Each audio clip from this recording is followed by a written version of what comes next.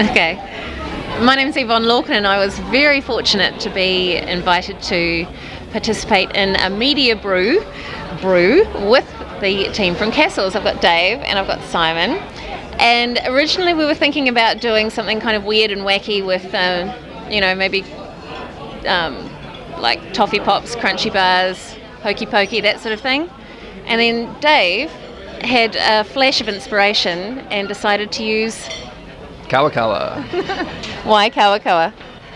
The original idea goes back to a conversation I had with my friend Dr. Paul Ashwell, where he actually had experience with it, and he had said that he quite enjoyed the aroma, and I thought, all right, let's give that a shot, and went and procured some and just tried it in sort of a tea strainer in one of the beers that we had here, and thought, this has got some legs. And so then I wrote up a recipe and made a brew at home using dried Kawa Kawa, and it worked pretty well. The aroma came through real strong. The flavor was real interesting, spicy aromas, and yeah, it worked. So I think from there we've sort of advanced it.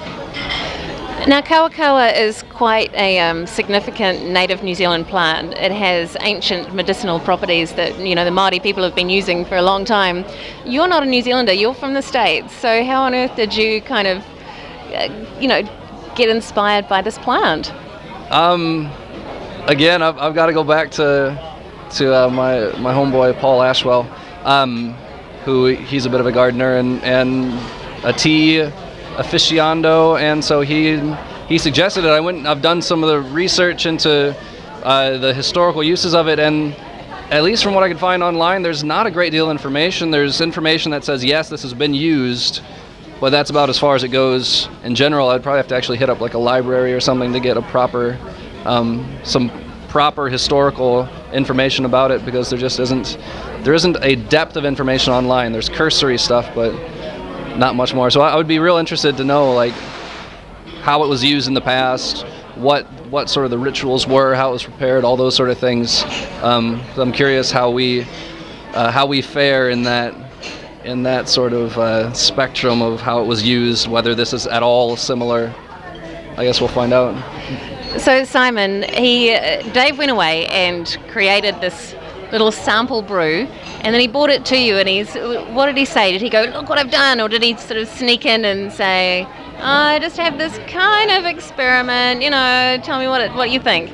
Oh well, we sort of already discussed it, and we, like Dave said, we tried infusing it into cold beer samples here, and we thought, wow, that's got some go, that's a great idea. So Dave went away and did a brew at home and brought it in, and we were just pretty excited about trying the bottle of beer Dave had, and it worked. It worked handsomely. So you say it worked. What worked about it? You've been talking about, Dave's been talking about these amazing aromas. Simon, can you describe the aromas to me? Well, yeah, the aromas are it's a very spicy plant. Obviously, I'd never even heard of Kawa Kawa until Dave mentioned it that day. So I didn't know what to expect until we started infusing it in beer. And of course, you never know until you actually brew a beer. So it was at that stage we looked at it, but it's just a very spicy plant. I likened it to some Christmas beers I had before, and in fact I brewed before a number of years ago. And at that time we were adding sort of nutmeg and cinnamon and all these spices to try and create a Christmas cake kind of character. And the Kawa Kawa, just in one shot as a plant, kind of achieved all those things and more, so it was really exciting. So we've got our Kawa Kawa in leaf form here, and it's come from Teasme Teas, is that right? Tea leaf tea, and they're Wellington based. Yeah. All right, so I'm just going to have a little sniff of these leaves. And he's right, they're really tasty, almost like a citrus spice, like mixed peel, Christmas cake, Christmas pudding, fruit cake, and yet they're kind of lifted and herbaceous as well. Really, really interesting.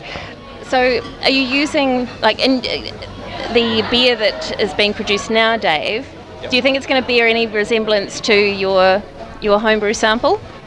Well, the beer that I wrote and brewed at home was really sort of neutral. Like it was just, I didn't want to impart strong hop flavor. I didn't want to impart strong malt flavor. So it was just kind of like, just sort of like a middling, like middle of the road sort of beer. So what we brewed today is actually more rich in the malts and more interesting just in the malt characteristics. So the Kawa Kawa beer that we're brewing here on our kit is going to be sort of a more complete beer because you have the Kawa Kawa aroma coming through quite strong, presumably, and then you have a rich sort of like raisiny, caramely malt backbone. So I'm actually quite interested to see how it compares and how it's similar and how it's different. I expect the aroma of the Kawa Kawa to come through approximately the same, but you never know until you've done it at least once. So it might be a bit different. So Simon, do you think this MediaBrew has a chance up against the others? I hope so. I would say so. Yeah, I'll be quite confident. I'm actually quite excited about this beer because, as you alluded to earlier, the ingredients got. It's got a good story, and more importantly, it actually really works quite well. And so the style of beer that we're going to create with these Kawa Kawa leaves and the wonderful Southern Cross hops and the malt, what type of beer will it be? Will it be an ale? Oh, it is an ale. It's going to be top fermented. So in that respect, it's an ale.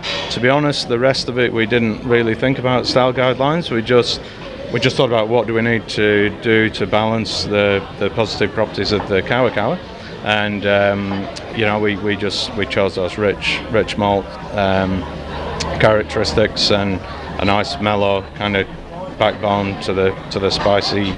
I was going to say hops, spicy plant going in there. Well, it sounds really exciting. Let's cross our fingers.